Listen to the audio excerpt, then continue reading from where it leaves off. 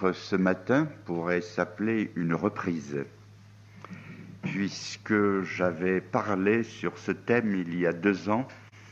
Malheureusement, l'enregistrement n'a pas été fait et beaucoup m'ont redemandé de retraiter ce sujet. Ce sujet qui pourrait s'appeler « Et le coq chanta ». Un thème que peut-être personne n'a jamais pensé traiter, qui va vous sembler un peu étrange, mais nous allons voir ensemble ce qui va sortir de la parole de Dieu. Et je lis dans le Saint-Évangile de Marc, au chapitre 14, un épisode de la Passion du Seigneur, Marc 14, à partir du verset 26, où il est dit qu'après avoir chanté les cantiques, ils se rendirent à la montagne des Oliviers. Jésus leur dit « Vous serez tous scandalisés, car il est écrit « Je frapperai le berger et les brebis seront dispersées. Mais après que je serai ressuscité, je vous précéderai en Galilée. » Pierre lui dit « Quand tous seraient scandalisés, je ne serai pas scandalisé. » Et Jésus lui dit, « Je te le dis en vérité, toi, aujourd'hui, cette nuit même, avant que le coq chante 2 fois, tu me renieras 3 fois. » Mais Pierre reprit plus fortement, « Quand il me faudrait mourir avec toi, je ne te renierai pas. » Et tous dirent la même chose. Le complément de ce texte se trouve dans le Saint-Évangile de Luc au chapitre 22. Luc 22. Et à partir du verset 54. Luc 22, 54, nous avons la reprise. Après avoir saisi Jésus, ils l'emmenèrent et le conduisirent dans la maison du souverain sacrificateur. Pierre suivait de loin. Ils allumèrent du feu au milieu de la cour et ils s'assirent. Pierre s'assit parmi eux.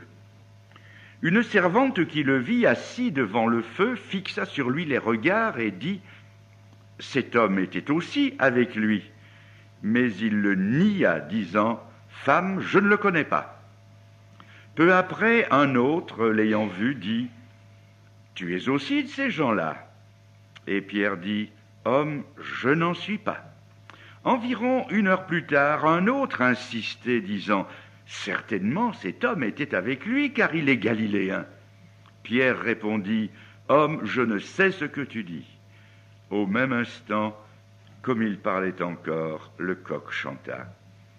Le Seigneur s'étant retourné, regarda Pierre, et Pierre se souvint de la parole que le Seigneur lui avait dite « Avant que le coq chante aujourd'hui, tu me renieras 3 fois. » Et étant sorti, il pleura amèrement. Ce texte tout simple, riche bien sûr, mais simple, nous apprend que tôt ou tard, l'homme qui, dans sa vie spirituelle, s'est endormi, ou s'est laissé endormir, surprendre, va s'éveiller à la réalité des choses. Il y a dans la Bible des exemples de réveil, de prise de conscience rapide. Nous avons le cas des frères de Joseph. Nous connaissons l'histoire sainte. Joseph haï par ses frères qui le détestent, et quand ils l'aperçoivent, qui s'approche, envoyé de son père, il lui dit « Ah, voilà le rêveur, le faiseur de songes, tuons-le et on va voir ce qui va arriver de ces songes. » Ils le prennent pour le tuer. Heureusement, Ruben et Judas s'opposent un peu et ils le jettent dans une citerne vide et ils entendent les supplications de leurs frères. Passe une caravane d'Arabes, ils le sortent du trou et ils le vendent aux Arabes.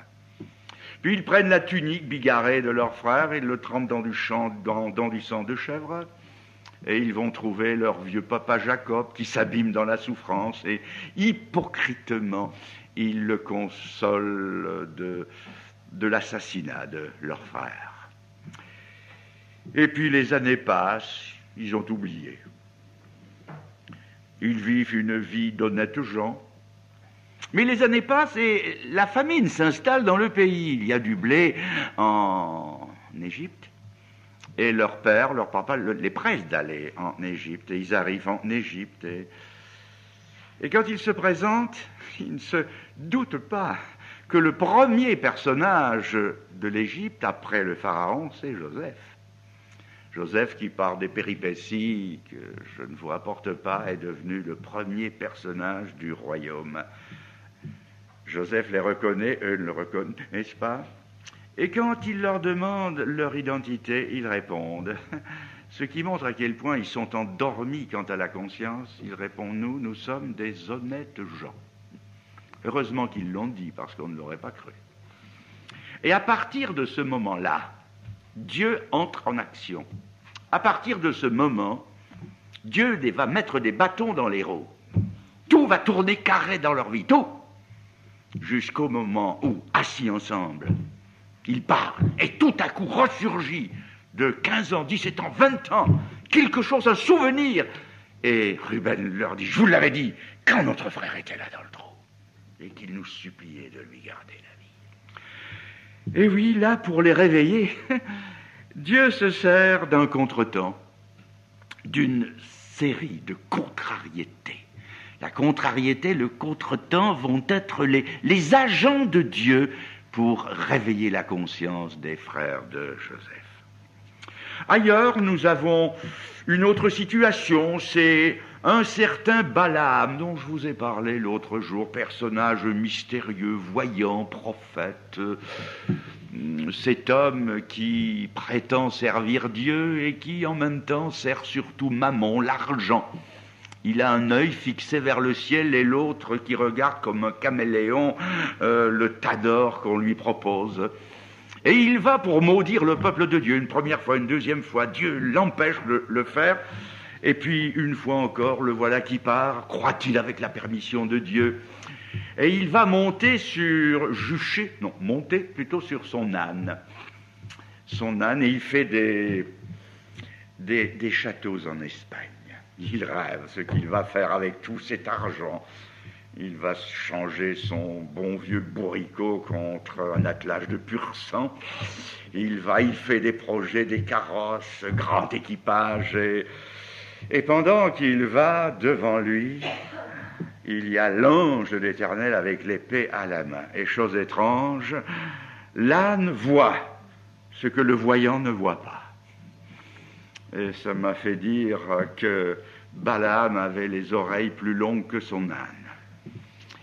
Et nous savons que le pauvre âne, la pauvre bête, qui voit ce que le voyant ne voit pas, fait un écart, un deuxième, et finalement, comme ça se rétrécit, parce que le chemin large, il est très étroit pour finir.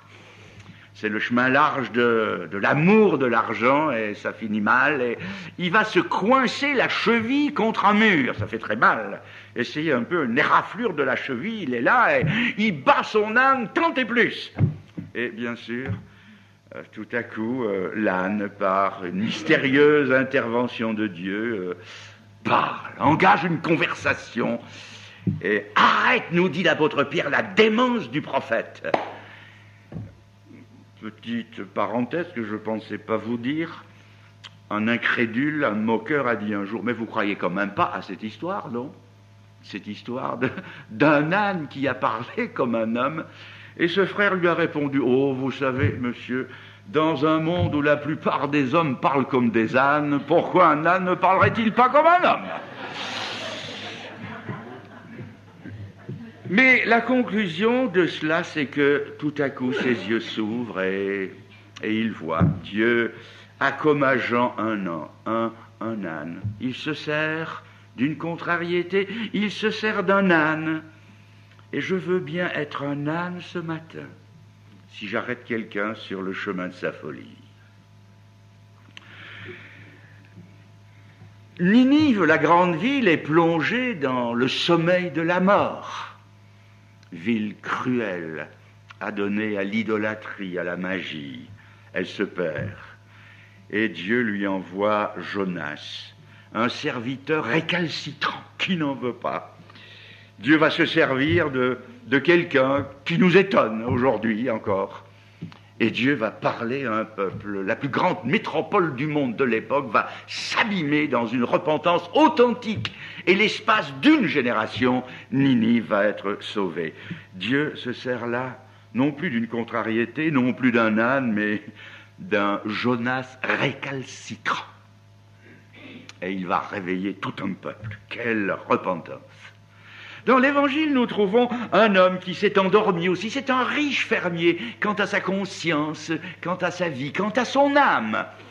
Et cette année-là, sa récolte a rapporté tellement qu'il a dit « J'abattrai mes vieux hangars, mes vieux greniers, je construirai des nouveaux hangars, je serrai ma récolte, et je vais dire « Mon âme, tu as des biens en abondance pendant plusieurs années. » Il n'a pas fini sa phrase, qu'il entend à l'oreille une voix qui lui dit « Insensé, cette nuit, ton âme te sera redemandée. » Et il se réveille, mais il se réveille dans la mort. Et la mort, comme dans le cas de l'autre riche, le riche de Luc 16, va être le moyen dont Dieu va se servir pour le réveiller à la terrible réalité des choses. Il y a des réveils rapides comme ça, et les agents de Dieu, il y a aussi des réveils plus lents. Et le plus beau cas me semble être Samson. Samson, aussi personnage énigmatique. Je l'ai résumé en ceci, gros bras et petite tête, et pas beaucoup dans sa tête. Et Samson dort, d'ailleurs vraiment dort, sur les genoux de Dalida.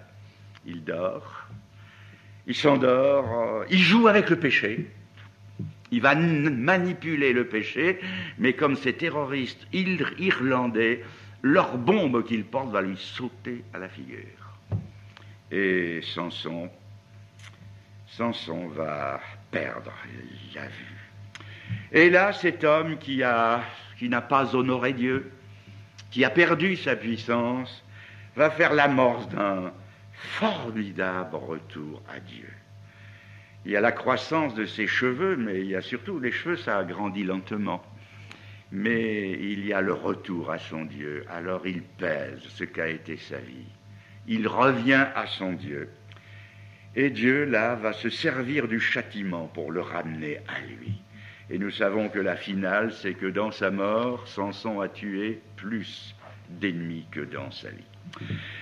Ce sont là quelques-unes des voies dont Dieu se sert pour parler aux hommes et les sortir de leur torpeur spirituelle. Dans le récit que nous avons lu ici, l'agent de Dieu, c'est tout autre chose, c'est un coq. Dieu va se servir d'un coq. Alors, quelle leçon pouvons-nous nous tirer d'un coq? Eh bien, la première leçon, c'est que si Dieu peut se servir d'un coq, il peut se servir de nous. Et n'oublions pas cette leçon-là. Vous allez me dire, mais qu'a-t-il fait d'extraordinaire, ce coq? Il n'a rien fait d'autre que ce que Dieu lui demandait de faire. Il n'a rien fait d'autre que le pourquoi il avait été fait. Et le coq, il a été fait pour chanter le matin. Pourquoi, ne me demandez pas?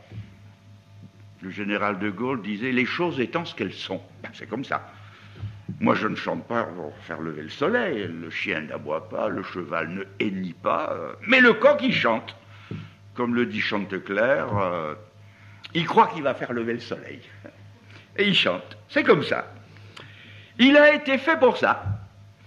Eh bien, nous aussi, nous avons été faits pour quelque chose. Et dans l'Épître aux Éphésiens, dans ce fameux texte de Éphésiens 2, 8, 9 et 10, je le signale, ça a été le texte de la conversion de Jean Calvin. C'est par la grâce que vous êtes sauvés, par le moyen de la foi, ça ne vient pas de vous, et puis ce n'est point par les œuvres, afin que personne ne se glorifie. Et puis il y a le verset 10, « Car nous sommes son ouvrage, ayant été créés, il faut lire recréés, ayant été créés en Jésus-Christ pour de bonnes œuvres, que Dieu a préparées d'avance afin que nous les pratiquions. Nous ne sommes pas sauvés par les œuvres, mais nous sommes sauvés pour des bonnes œuvres.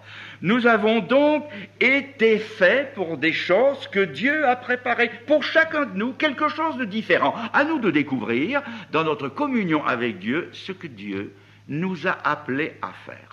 Alors le coq, il avait été fait pour chanter. Eh bien, nous sommes faits aussi pour ce que Dieu a préparé pour que nous le pratiquions. Et les choses les plus humbles peuvent avoir une grande importance quand Dieu s'y trouve. J'ai dit l'autre jour, les anglo-saxons disent « peu devient beaucoup quand Dieu s'y trouve ». Imaginez, le chant d'un coq, qu'est-ce que c'est le chant d'un coq? C'est rien.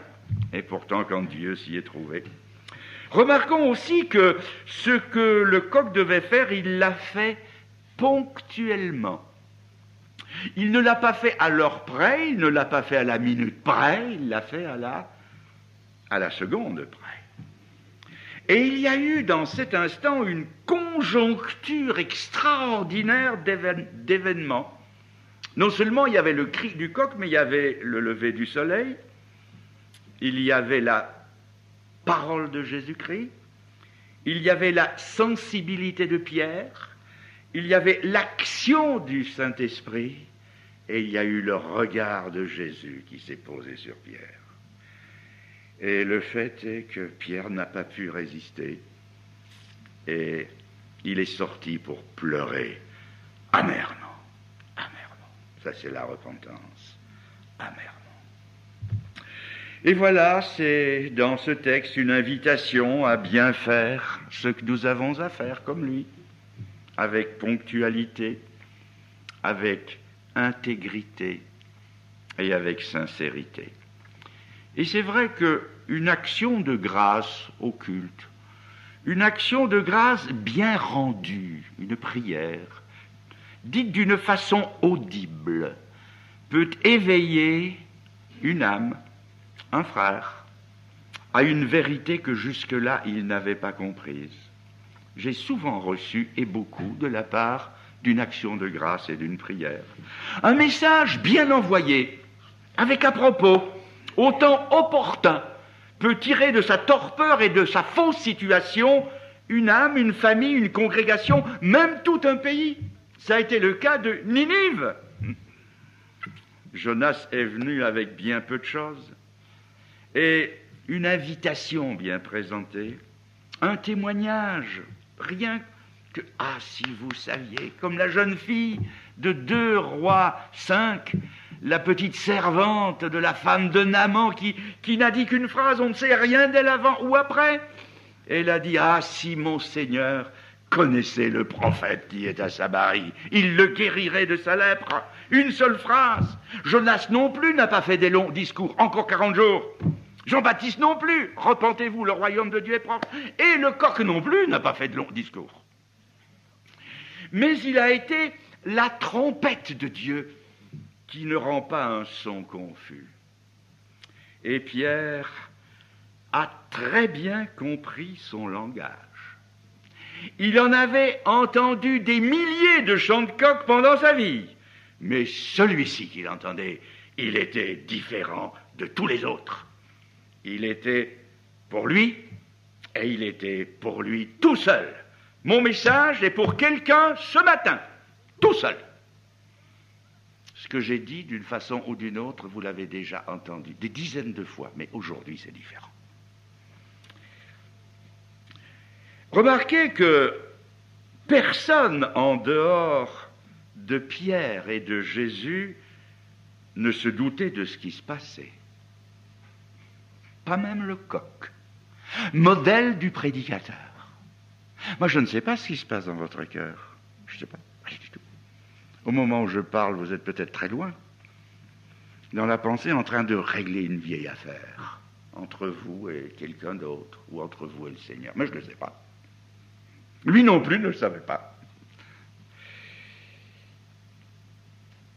Maintenant, une autre pensée. Je ne sais pas si le coq sera au ciel. Je vous pose la question parce qu'on me l'a souvent posée en me disant « Croyez-vous que les animaux vont aller au ciel ?» Drôle de question, hein, étonnante. Alors je n'ai pas la réponse, mais je me souviens de cette sœur qui m'a dit un jour, mais vous savez, mon chien, il va au ciel.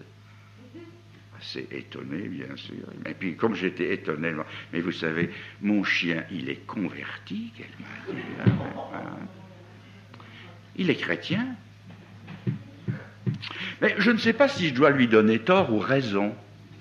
Mais je connais certains chrétiens, à mes amis, sont des vilains roquets, hein. Et ça à boire. Et ça mord, il vaut mieux pas passer tout près. Alors, je ne sais pas, elle a peut-être raison. Tandis que d'autres qui croient aller au ciel, ils n'y seront pas du tout. Ça aussi, ça mérite d'être tenu. Alors, je ne sais pas, bon, je n'ai pas donné la réponse, hein, mais supposons, allez, on va faire une supposition, supposons que le coq, parce que c'est un coq extraordinaire quand même, celui-ci, hein, c'est pas n'importe lequel, supposons qu'il soit au ciel.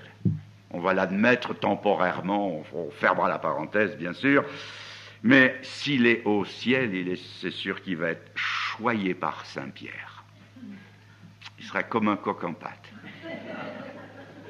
Et puis le coq, s'il est au ciel bien sûr, il sera bien surpris d'apprendre ce que son cri a déclenché ce matin du vendredi de Pâques. Pensez-y, et je vais le dire 2 fois.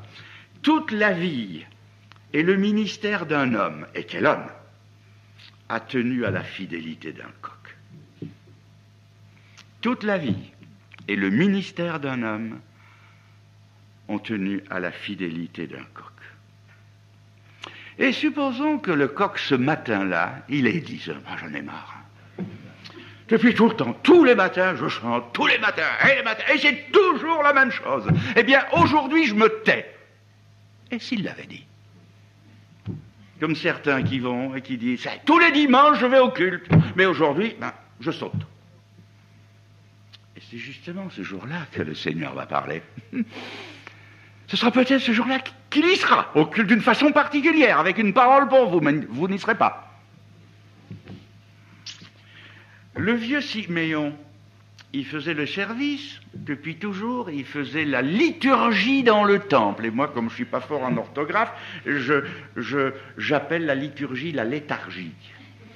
Alors il faisait la léthargie dans le temple, la liturgie dans le temple. C'était tous les jours la même chose. Et ce jour-là, il y est allé quand même. Et ce jour-là, le Seigneur était là. Et il a dit, Seigneur, maintenant tu laisses aller ton serviteur en paix. Mes yeux ont vu ton salut. Ah, combien de chrétiens ne sont pas passés à côté de la bénédiction, parce que justement ce jour-là, ils devaient y être et ils n'y étaient pas. Je me souviens de ce père qui a dit à son fils, tu n'es pas venu au culte aujourd'hui. C'était pour toi, mais il n'y était pas. Oui, nous pouvons aussi nous taire, être au culte où nous avons la liberté de nous exprimer, nous y allons. Ça commence à 10h et on se dit, mais la grande aiguille, elle fera bien le tour toute seule sans que je lui donne un coup de main.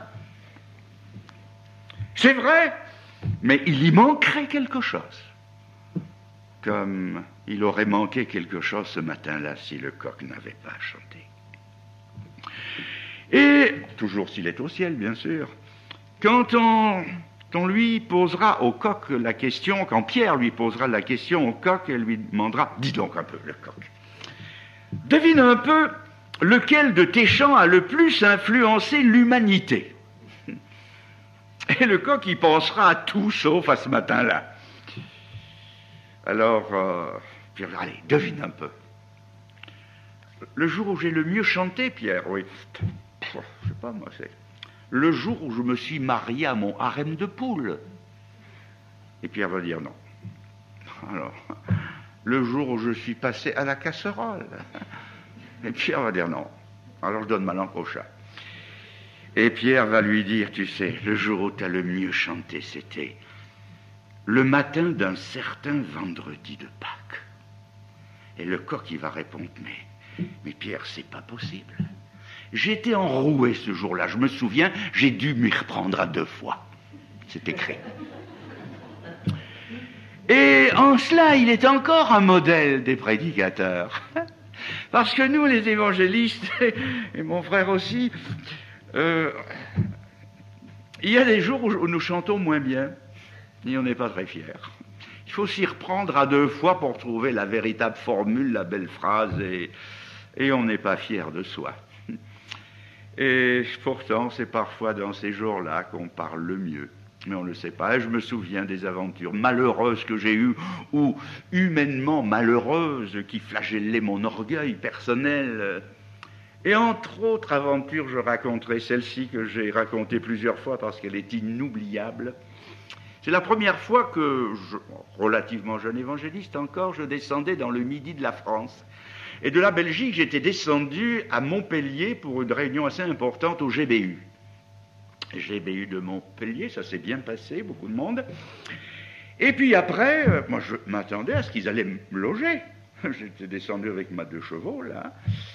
Et puis ils m'ont dit, bon, écoutez, comme on sait que vous êtes invités pour commencer demain à Casillac. Casillac, c'est environ 80 km au nord de Montpellier, près de Ganges.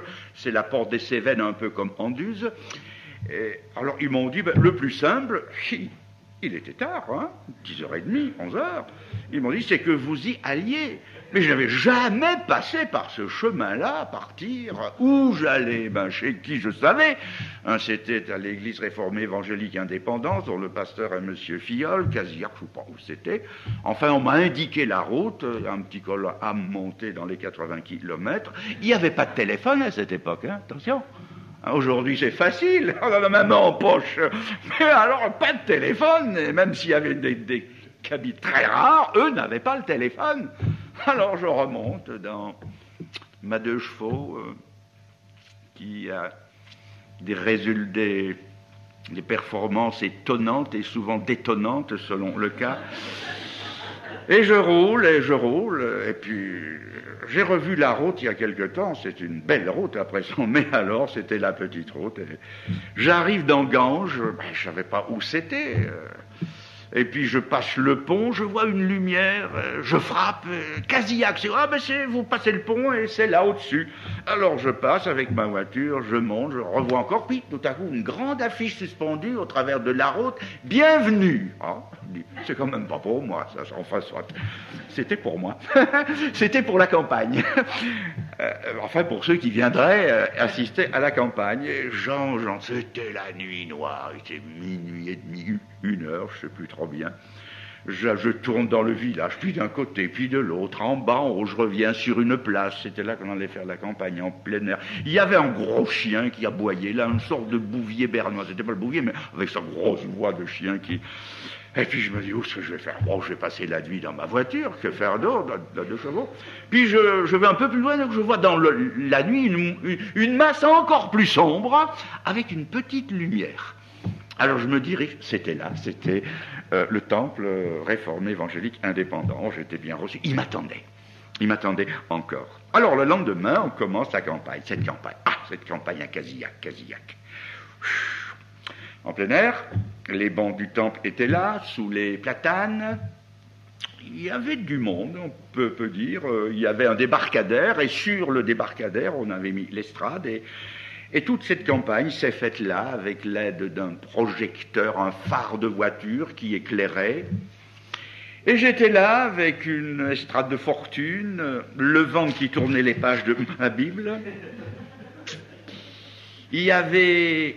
Ces gens ils avaient affaire à des pasteurs très cérébraux, M. Filleul ne l'est pas, mais ils avaient pris l'habitude de ne pas comprendre, donc de ne pas écouter, ils ne m'écoutaient pas. Et puis alors le phare attirait quantité de papillons de nuit, ça tournoyait là, et puis tous regardaient les papillons de nuit au lieu d'écouter la prédication. Puis il y avait un chat qui passait dans les bancs, puis le grand chien qui pourchassait, et tout le monde essayait de faire taire. Et moi, pendant ce temps-là, je sortais ma prédication, mais du fond de mes chaussettes. Quelle campagne, mais quel souvenir le vent et tout. J'étais perdu dans ma prédication. Et au bout des 6 jours de prédication, eh bien, j'avais quand même fait un soir un appel, et il y avait un petit garçon de 12 ans qui a levé la main. Et je me souviens, je suis rentré, repassant par l'Alsace, une mini-rage dedans encore. Et je me dis, mais c'est pas vrai, j'ai fait 900 km pour descendre. Je refais un passage, et puis alors, tout ça pour un petit gosse de 12 ans qui lève la main. Oui, je n'étais pas fier, hein. J'étais enroué spirituellement, je me sentais comme ça. Hein. Et les années ont passé, et 8 ans plus tard, je faisais un camp de neige, un camp de ski à La Bessonne, près de Valorbe, et une grande partie étaient des jeunes Français. Et puis tout à coup vient un jeune homme, très bien de sa personne, et il me dit « Bonjour, monsieur Legrand, vous me reconnaissez ?» Je dis « Non. » Et il me dit « Vous vous souvenez de Casillac ?» Oh, je m'en souviens. Alors, oui.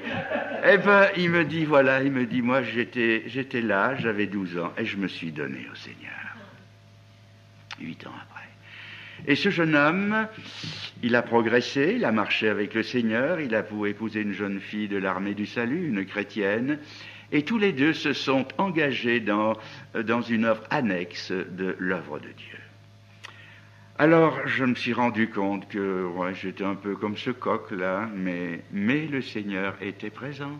Peu devient beaucoup quand Dieu s'y trouve. Alors, la conclusion qu'on pourrait dire, c'est que nous aussi, il faut faire comme le coq. Il chantait tous les jours.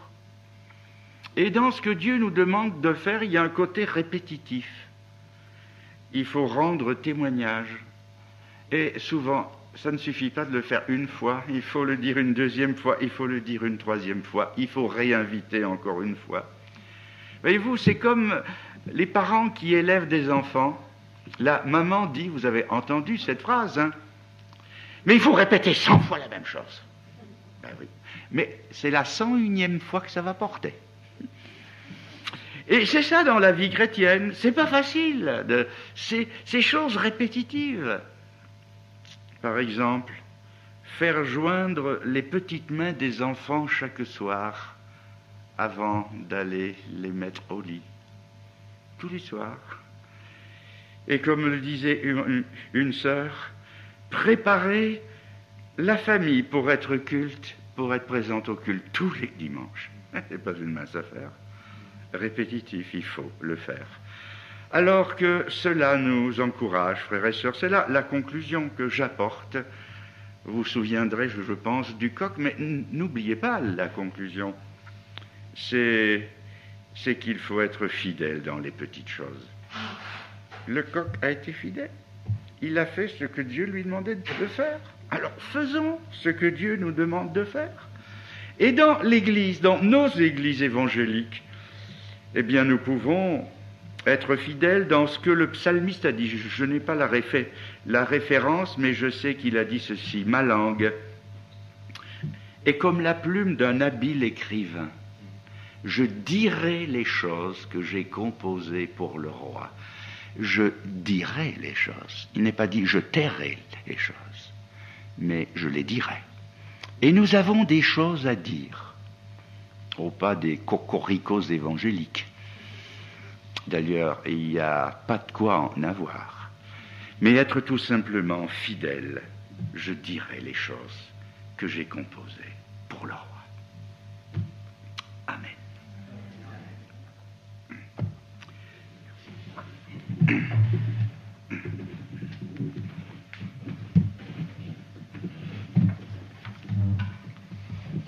Un grand merci à notre frère pour ce message.